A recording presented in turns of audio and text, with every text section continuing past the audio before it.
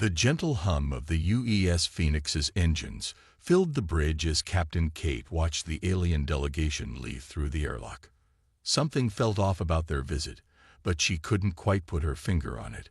The Stellar Confederation representatives had been polite, even friendly, during their 3-day stay aboard humanity's most advanced spaceship, yet their smiles never quite reached their eyes.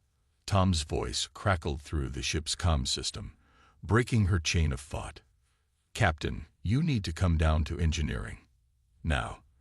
The chief engineer's usually calm voice carried an edge of worry that made Kate's stomach twist. "On my way," she replied, already heading for the lift. The ship's corridors, normally bustling with crew members, felt eerily quiet. The soft blue lighting that ran along the walls pulsed steadily, but even that familiar sight did little to ease her growing concern. When the lift doors opened to the engineering deck, Kate immediately knew something was wrong. The air felt thick with tension, and the usual background noise of machinery had an odd, discordant note to it. Tom stood at the main control panel, his weathered face illuminated by the red warning lights flashing across the screens. "Look at this," he said without turning around, his fingers dancing across the display. "These readings started changing right after our guests left. At first, I thought it was just normal fluctuations, but..." He pulled up a diagram of the ship's power grid. Various sections were highlighted in angry red. "They did something to our systems, Captain. The sabotage is subtle, but it's spreading." Kate leaned in closer, her eyes narrowing as she studied the display. "How bad is it?" "Bad." Tom wiped sweat from his forehead. "They somehow introduced a cascading failure into our main systems. The power grid, life support, navigation, they're all showing signs of degradation. We've got maybe 3 days before critical systems start failing completely." The captain's hands clenched into fists. "Can we fix it?" "That's the thing," Tom said, pulling up another screen filled with code that made no sense to Kate. "This isn't just damage. It's like they infected our systems with some kind of technological virus. Every time we try to repair one system, the problem shows up somewhere else." They knew exactly what they were doing. Kate turned to face the large viewport that showed the endless expanse of space. The nearest human outpost was weeks away at their current speed, and even that assumed they could maintain power to the engines. Options. "We're working on it, but..." Tom hesitated. "Captain, I've never seen technology like this. The way it adapts, the way it spreads, it's far beyond anything humans have developed. They must have been planning this for months." The ship's lights flickered, as if emphasizing Tom's point. Kate watched as several crew members rushed past, carrying diagnostic equipment and toolkits. Why? Why would they do this? "Think about it," Tom said, his voice low. "We show up in their space with the Phoenix, the most advanced ship humanity has ever built.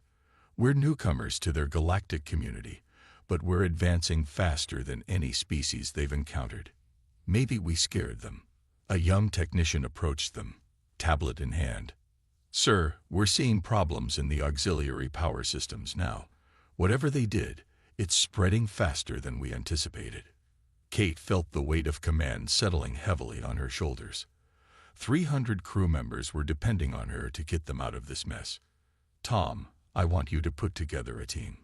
The best engineers we have. Work in shifts if you have to, but find a way to stop this." "Already on it, Captain." Tom turned to the technician. "Get Mike from Quantum Systems up here. Tell him to bring everything he has on alien tech analysis. If we're going to beat this, we need to understand how it works first." The next 12 hours passed in a blur of activity. Kate moved between the bridge and engineering, watching as her crew fought against an invisible enemy that seemed to be everywhere and nowhere at once.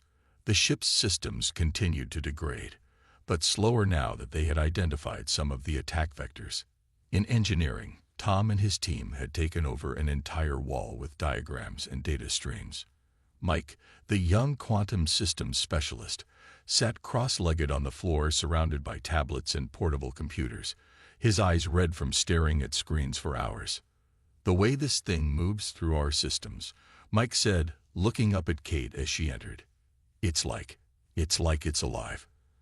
Not actually alive, but it adapts to everything we try. Traditional antivirus measures are useless against it. Show me, Kate said, kneeling beside him. Mike pulled up a visualization of the ship's computer network. Streams of red moved through the system like blood through veins, splitting and recombining in patterns that seemed almost organic. See how it reacts when we try to isolate a section, he demonstrated, and the red streams immediately found new paths around the blockade. It's the most advanced programming I've ever seen. A loud bang echoed through the deck, followed by the screech of tearing metal. Emergency klaxons began blaring as the deck plating beneath them shuddered. Status, Kate shouted into her comm. Primary power coupling just blew. Tom's voice came back, tight with stress. Switching to backups, but we're losing power faster than predicted. We've got maybe 36 hours now, not 3 days. Kate stood, her mind racing. They needed help, but the nearest stellar Confederation world was even further away than the human outpost. Not that they could trust them now anyway. The sabotage had made one thing clear. Humanity's so-called allies saw them as a threat to be eliminated. Mike, she said suddenly, you said the programming is the most advanced you've ever seen. What if that's our advantage? The young engineer looked up, confused. What do you mean? They gave us access to their technology. Yes, they're using it against us, but it's still here, in our systems. We can study it, learn from it. Tom joined them, his face streaked with grease. You want to analyze the virus while it's actively trying to destroy our ship. That's risky, Captain. Riskier than doing nothing, Kate asked. They think they've beaten us. They think humans will just give up and die out here. But they don't understand who they're dealing with. Mike's eyes widened as he caught on to what she was suggesting. We could set up isolated systems to study how it works. If we understand the basic principles, we might be able to do more than just stop it, Tom finished, a glimmer of hope appearing in his tired eyes. But we'll need time. Another shudder ran through the ship, and the lights dimmed momentarily.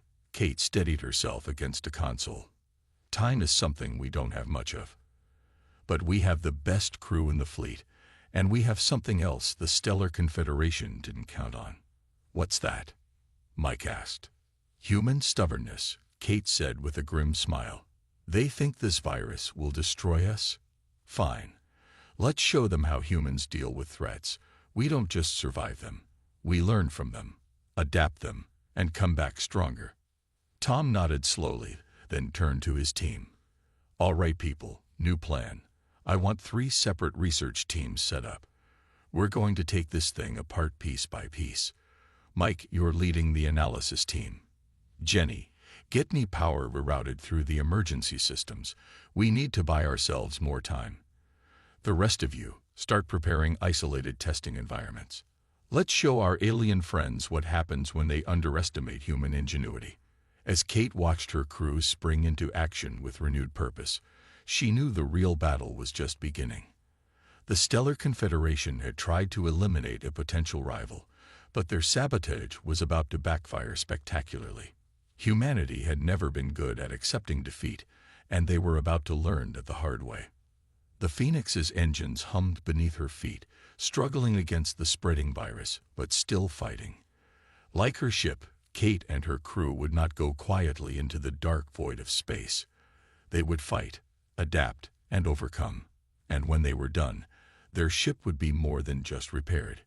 It would be transformed into something the galaxy had never seen before. Mike hadn't slept in 20 hours, but his eyes were wide with excitement as he stared at the holographic display floating above his workstation. The alien code danced before him in complex patterns that were starting to make a strange kind of sense.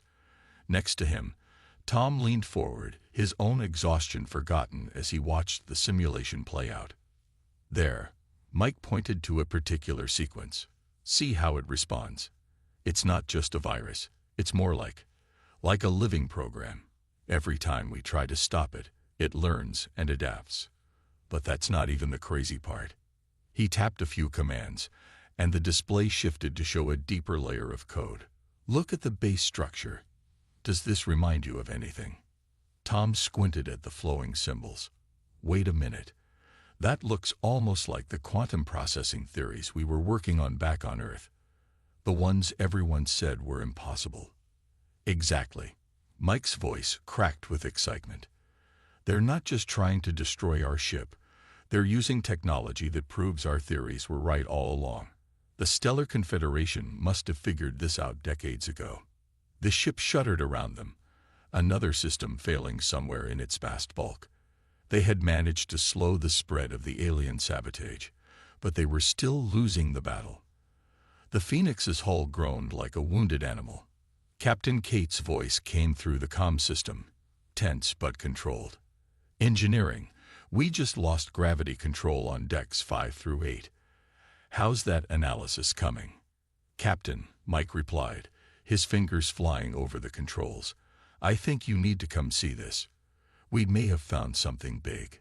When Kate arrived a few minutes later, she found her engineering team gathered around Mike's station, their faces lit by the blue glow of the holographic display.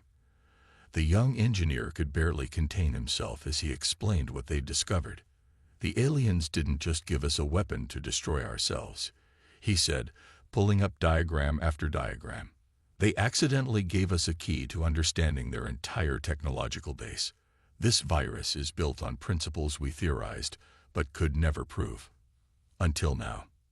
Tom stepped in, his weathered face animated. Think of it like they handed us a dictionary to translate their tech into our language. We're not just learning how to stop the sabotage, we're learning how their most advanced systems work. Kate watched the flowing patterns of light, remembering the smug expressions on the alien delegates' faces as they left the ship. Can we use this? Better than that, Mike said, pulling up a new display. We can improve on it. Look, their quantum processing is amazing, but it's rigid.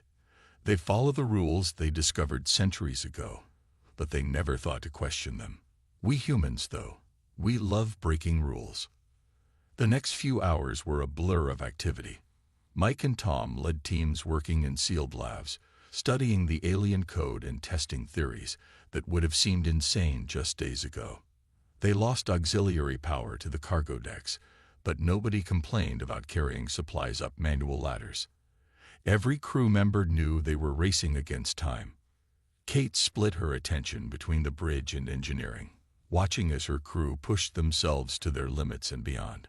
The ship's doctor made regular rounds with stimulant shots, keeping key personnel awake and focused. They couldn't afford to rest, not when every hour brought them closer to total system failure. The thing is, Mike explained during one of their hurried meetings, his hands shaking slightly from too much caffeine, they designed this program to attack our systems in ways they thought would be unfixable, but they based that on how their technology works. They never considered that we might approach problems differently. Tom nodded, pointing to a section of code displayed on the wall. Human engineering has always been about working with what we have, improvising when we need to.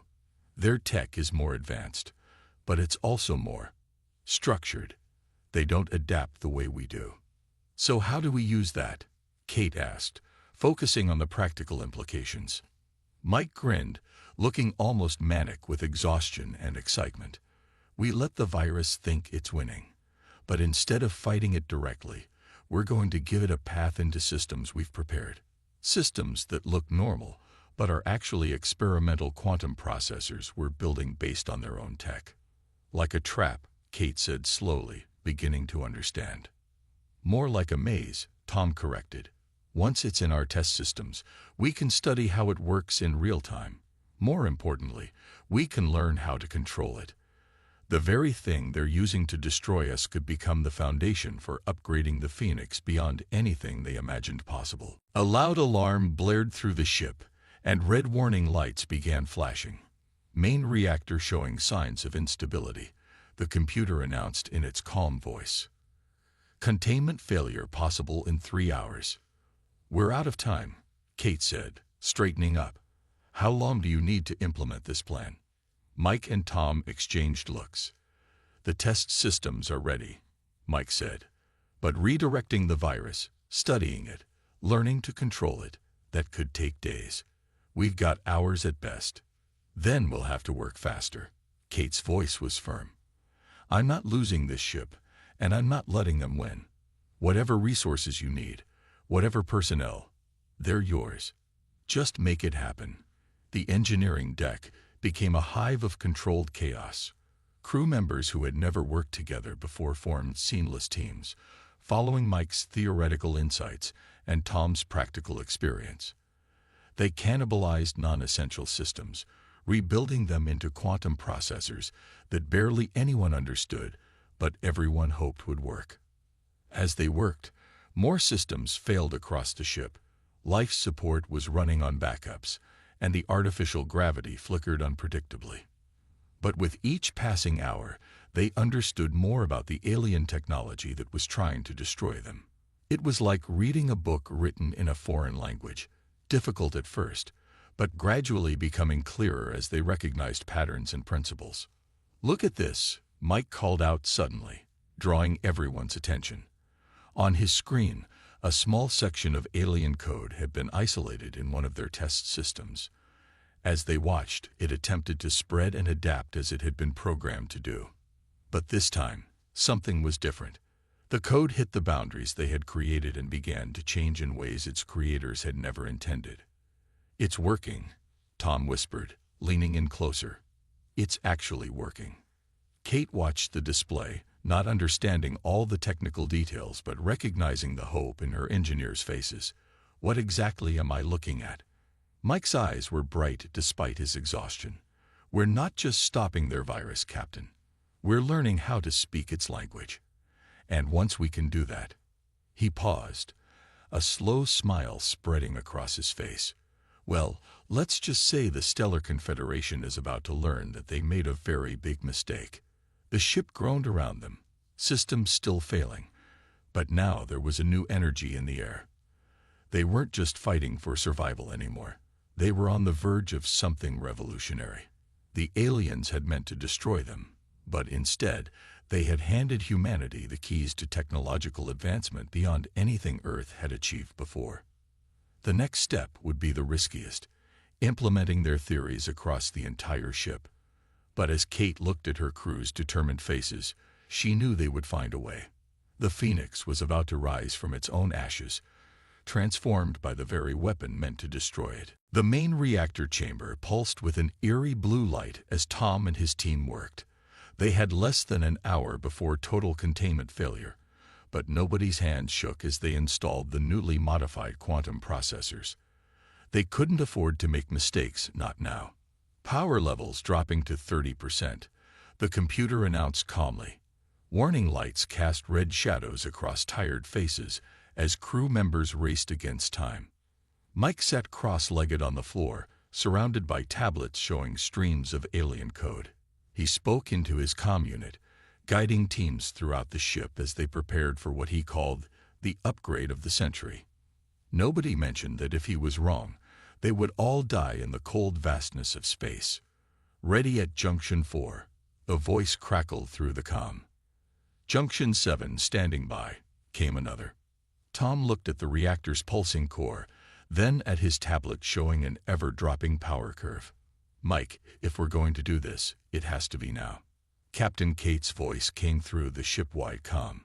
"All non-essential personnel, move to the emergency shelters. Engineering teams, stand by for power redistribution. This is not a drill." Mike took a deep breath and nodded to Tom. "Initiating quantum transfer in 3, 2, 1. He pressed his hand against the main control panel. For a moment, nothing happened.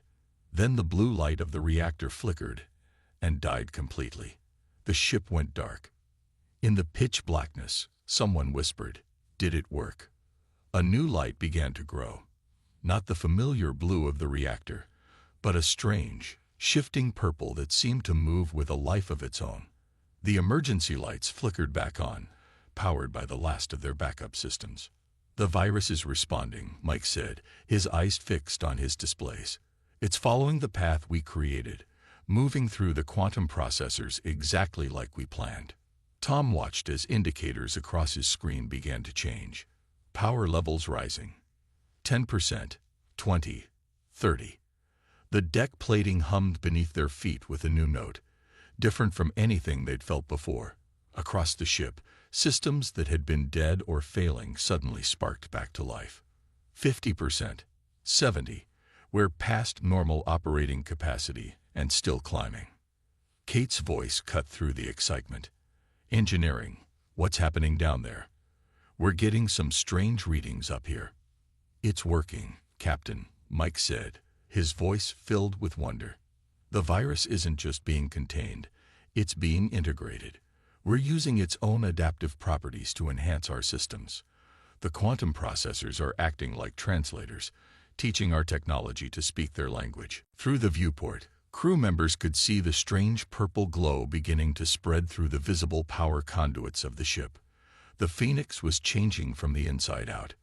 Captain, the ship's AI announced suddenly, its voice somehow different, richer, more alive. I am detecting significant improvements in all major systems. Processing capacity has increased by 400% and rising. Kate stepped onto the engineering deck just in time to see the main display wall transform. Instead of the usual basic readouts, it showed complex three-dimensional representations of the ship's systems that moved and flowed like liquid light. The AI, Mike explained, pointing to the display, it's evolving. The quantum processors we built using their technology, they're not just improving our hardware, they're changing the way our whole ship thinks. Tom was moving from station to station, checking readings with an expression of disbelief.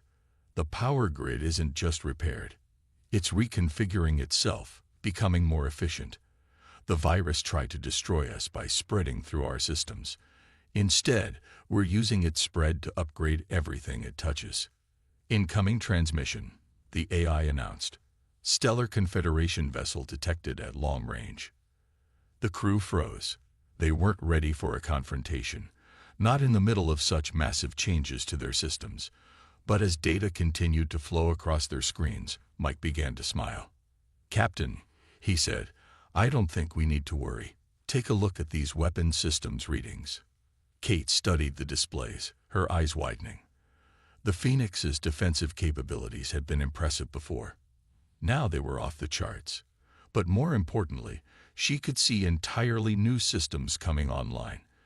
Technologies they had never dreamed of installing. The ship's hull, Tom reported, it's restructuring at the molecular level. Some kind of self-repairing metal using principles from their quantum tech. And the engines, he shook his head in amazement. We're going to be able to outrun anything they throw at us. The purple glow had spread throughout the ship now, settling into a steady pulse that matched the rhythm of the new power systems. Crew members emerged from their shelters to find their stations transformed, displays showing capabilities that would have seemed like magic just hours ago. Multiple Confederation vessels now detected, the AI reported. They appear to be on an intercept course. Let them come, Kate said quietly. Tactical, give me a full analysis of our new capabilities. Engineering, I want to know everything this ship can do now. We're not running from them. We're going to show them exactly what happens when you underestimate human ingenuity. As her crew scrambled to understand their transformed ship, Kate walked to the main viewport. The Phoenix had been the pride of Earth's fleet before. Now it was something else entirely. A hybrid of human creativity and alien technology, transformed by the very weapon meant to destroy it. The ship's AI spoke again, its voice now carrying subtle harmonics that made it sound almost musical. Captain, I believe you should see this. I am detecting capabilities in our new systems that even the Confederation has not developed. It seems that by forcing their technology to adapt to our methods, we have created something unique. Mike looked up from his station, his exhaustion forgotten in the excitement of discovery. That's what they never understood about humans, Captain. They gave us a puzzle, thinking we'd try to solve it their way. Instead, we took it apart and built something better. Their mistake, Tom added with a grin, was thinking we'd just give up and die. They didn't realize that humans have been taking things apart and improving them since we first picked up stones as tools. Through the viewport, they could see the first glimpses of the approaching Confederation ships, still hours away at normal speeds. But the Phoenix was no longer bound by normal limits. Its hull gleamed with a subtle purple sheen, power coursing through newly formed quantum circuits that defied conventional physics. Kate smiled as she watched her crew work, already mastering systems that hadn't existed hours ago. The aliens had tried to eliminate a potential rival, but they had only succeeded in pushing humanity to evolve faster than anyone could have predicted. The Phoenix wasn't just repaired, it was reborn. The Stellar Confederation fleet emerged from faster-than-light travel in a dazzling display of light, their ships arranged in an attack formation that might have been intimidating just a day ago. Now, as Captain Kate watched them approach on the Phoenix's enhanced sensors, she felt only a calm certainty. 5 heavy cruisers, 3 destroyer-class vessels, and what appears to be their flagship, the AI reported, its evolved voice carrying subtle tones of curiosity. Their weapon systems are powered up, but their shields show signs of inefficiency that our new sensors can detect. Mike hadn't left his station in engineering for hours, fascinated by the continuing evolution of the ship's systems. "Captain, you need to see this. The quantum processors aren't just running the ship anymore. They're improving themselves. Every minute we're getting stronger." A communication request flashed across the main screen. Kate straightened her uniform and nodded. "Accept transmission." The alien commander appeared on screen. His scaled face, set in what they had learned, was an expression of superiority. "Human vessel Phoenix, your ship is showing unusual energy signatures. Power down your systems immediately and prepare to be boarded. This is your only warning." Kate smiled slightly. "I'm afraid we can't do that, Commander. You see, we've been making some improvements since your last visit. Would you like to see them?" The alien's face shifted to a deeper shade of green. Anger, they had learned. "Your species' arrogance is remarkable. You were meant to be eliminated quietly, avoiding unnecessary conflict. Now you force us to make an example of you." "About that," Kate replied, glancing at her tactical display. "Tom, why don't we show them one of our new tricks?" In engineering, Tom grinned and entered a series of commands. The Phoenix's hull rippled with purple energy, and suddenly the ship split into perfect duplicates. 5 identical vessels surrounding the Confederation fleet. "Impossible," the alien commander sputtered. "This is beyond your technology level." It was, Kate agreed. "But we've had some help. Your sabotage program made an excellent teaching aid. Though I don't think we're using it quite the way you intended." The tactical officer's console lit up with warnings. "Multiple targeting locks from the Confederation fleet, Captain. They're preparing to fire." "Defensive systems status?" Kate asked calmly. "The new quantum shields are operating at 400% of our original capacity," the AI reported. "Additionally, I have developed 14 new defensive protocols based on the combined knowledge of human and Confederation technology." The alien commander's face had lost its superior look, replaced by something closer to fear. "Stand down, humans. You don't understand the forces you're playing with." "Actually," Mike's voice came through the comm, "I think we understand them better than you do now. Your technology is impressive, but it's stable, unchanging. You never thought to question it, to push its limits. But that's what humans do best." The first shots from the Confederation fleet lit up space and passed harmlessly through 4 of the Phoenix duplicates.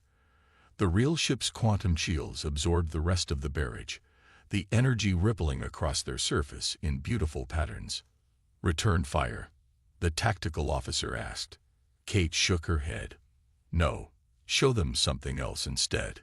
The Phoenix's hull began to glow brighter, the purple energy coalescing into visible streams that connected all 5 projections of the ship. The AI's voice carried a note of pride as it reported, "Quantum field stabilized." ready to demonstrate new faster-than-light capabilities. In engineering, Mike and Tom watched in amazement as their improvements took on forms they hadn't even imagined. The ship wasn't just using the alien technology, it was reinventing it. The quantum processors, Mike said excitedly, they're not just computing anymore. They're rewriting the laws of physics on a local level. The aliens use this technology to follow rules. We're using it to break them. The Phoenix and its duplicates began to move in perfect synchronization, creating geometric patterns in space that seemed to bend reality itself. Each movement left trails of purple light that formed complex, mathematical structures. On the Confederation ship sensors, alarms were blaring. They had never seen anything like this before. Their own technology, refined over centuries, was being used in ways they had never imagined possible. What you're seeing, Kate told the increasingly agitated alien commander, is what happens when you give humans a puzzle to solve. We don't just find the solution. We rewrite the rules of the game. The Phoenix's duplicates suddenly collapsed back into the original ship, but the purple energy patterns remained, forming a complex web around both fleets. The AI announced, "Captain, I am detecting quantum entanglement effects on a massive scale. We can now predict the Confederation fleet's movements before they make them." The alien commander's transmission crackled with interference as their systems struggled to cope with the Phoenix's transformations. "This is unprecedented. Your ship should have been destroyed by our program." "Here's what you don't understand about humans," Kate said, leaning forward in her chair. "We learn from everything, even from attempts to destroy us. Your sabotage program was complex, yes, but it was rigid, designed to follow specific patterns. We saw those patterns and found ways to change them, to improve them." As if to demonstrate her point, the Phoenix's hull suddenly became translucent, then shifted through various states of matter before returning to its solid form. The quantum processors had given them control over the fundamental properties of their own ship. "Captain," Mike called from engineering, "the AI is showing signs of another evolutionary leap. It's not just running the ship anymore. It's starting to understand the underlying principles of the universe in ways our scientists never dreamed of." The Confederation fleet held their position, weapons still armed but no longer firing. They were witnessing something unprecedented, a ship that had taken their most advanced technology and transformed it into something new, something that defied their understanding of what was possible. "Your ship," the alien commander said slowly, "what have you turned it into?" Kate looked around her bridge, at the displays showing capabilities that seemed more like magic than technology, at her crew working confidently with systems that hadn't existed a day ago. "We've turned it into proof that humanity deserves its place among the stars. You tried to stop our progress, but you only succeeded in accelerating it." The Phoenix's sensors detected power fluctuations in the Confederation fleet, signs of confusion and uncertainty in their ranks. Their perfect formation began to waver as they faced something their centuries of technological development hadn't prepared them for, a species that didn't just use technology, but transformed it. "The question now," Kate said to the alien commander, "is what happens next. We could demonstrate more of our improvements, but I don't think that's necessary, is it?" The commander's scales had paled to a lighter shade of green. He looked off-screen, presumably at his own readings of the Phoenix's capabilities, then back at Kate. When he spoke again, the superiority was gone from his voice, replaced by something that might have been respect or fear. "Perhaps," he said carefully, "we should discuss this situation in more detail." The meeting room aboard the Phoenix hummed with its new energy as Captain Kate sat across from the stellar Confederation commander. The purple glow from the ship's transformed systems cast strange shadows on the alien's scaled face. Between them, a holographic display showed the incredible changes the ship had undergone in the past day. "Impossible," the commander muttered, watching as the display demonstrated the Phoenix's new capabilities. "Our best scientists spent centuries developing these technologies. How did you manage this in mere hours?" "Because you gave us no choice," Kate replied simply. When humans are backed into a corner, we don't give up. We get creative. Your sabotage program wasn't just a weapon to us. It was a textbook, a challenge, and an opportunity all rolled into one. In engineering, Mike and Tom worked with their teams, still discovering new possibilities in their hybrid systems. The ship's AI had evolved to the point where it could predict their needs before they voiced them, bringing up relevant data and suggesting improvements they hadn't even considered. The quantum processing matrix has achieved another breakthrough. The AI announced, its voice carrying harmonics that seemed to resonate with the ship itself. I am detecting similar possibilities for advancement in the Confederation fleet systems, though they remain dormant due to current programming limitations. The alien commander's eyes widened at this. You can read our ship's systems. We can do more than that, Mike said, joining them in the meeting room. His uniform was wrinkled from hours of non-stop work, but his eyes were bright with excitement. We can improve them. Your technology is incredible, but you've been using it the same way for so long that you've stopped seeing new possibilities. Tom entered behind him, carrying a data tablet showing complex quantum calculations. Your sabotage program was designed to exploit what you saw as weaknesses in our systems. Instead, it showed us how to make our systems more adaptable, more alive. The Phoenix isn't just a ship anymore. It's becoming something entirely new. As if to emphasize his point, the walls of the meeting room briefly became transparent, showing the space around them, where the Confederation fleet hung in formation. The commander flinched, but Kate remained calm, knowing the ship was simply demonstrating its enhanced capabilities. The quantum processors we developed, Mike explained, they don't just compute. They learn, adapt, and evolve. And because we built them by combining your technology with human innovation, they can do things neither of us thought possible.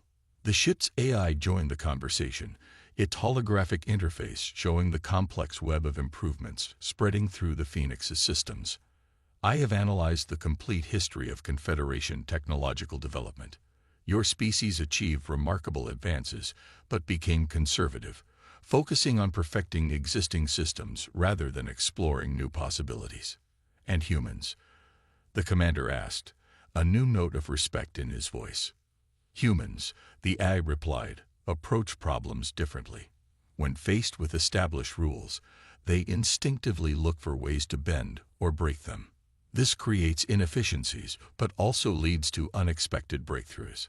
The combination of Confederation precision and human creativity has produced something greater than either could achieve alone. Kate watched as understanding dawned on the alien commander's face. You intended to eliminate us because you saw us as a potential threat. But what if instead we could be partners? The commander looked at the displays showing the Phoenix's transformed systems, then at his own fleet's readings. You could have destroyed us when we attacked. Why didn't you? Because that's not who we are, Kate said firmly. Humans can be aggressive, yes, and we fight fiercely when threatened. But what we really want is to explore, to learn, to grow. We don't want to dominate the galaxy. We want to help make it better. Mike pulled up new data on the holographic display. Look at these readings. The quantum processors aren't just improving our ship. They're showing us ways to improve everything around us. More efficient power systems, better medical technology, faster and safer space travel. But we need your experience to help us understand it all. The commander was quiet for a long moment, studying the data.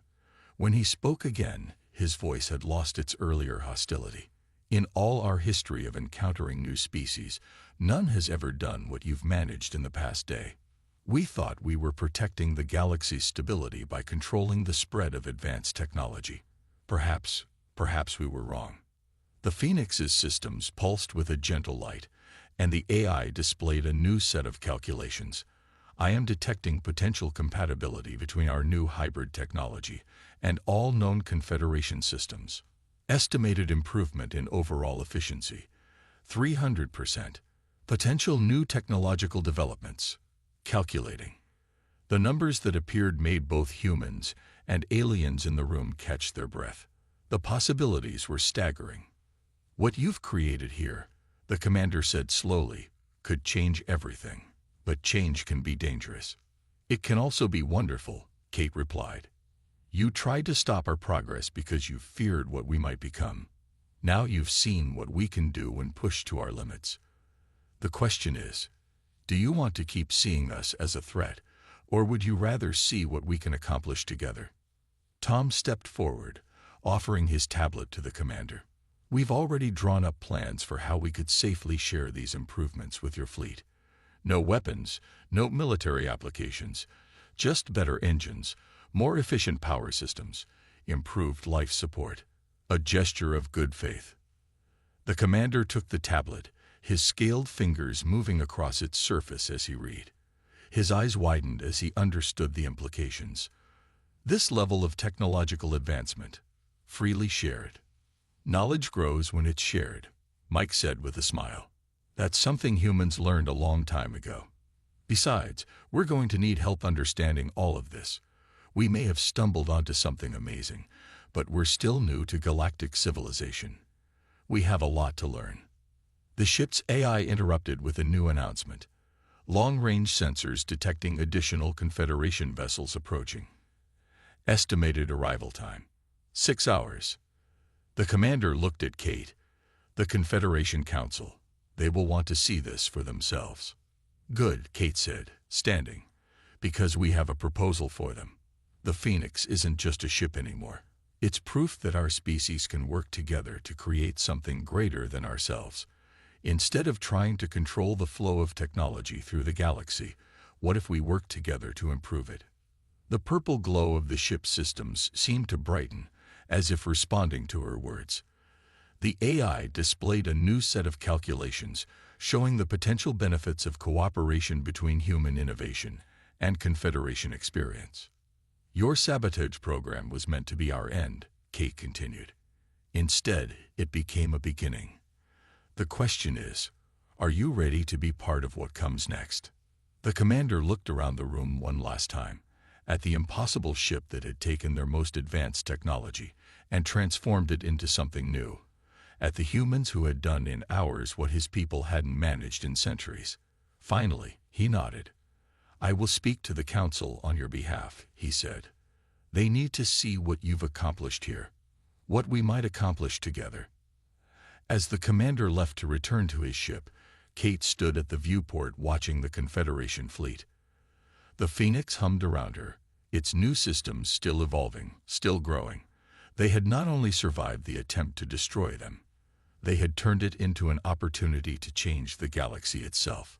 The ship's AI spoke one last time, its evolved voice carrying a note of optimism that seemed very human indeed. "Captain, I am detecting the formation of new quantum possibilities.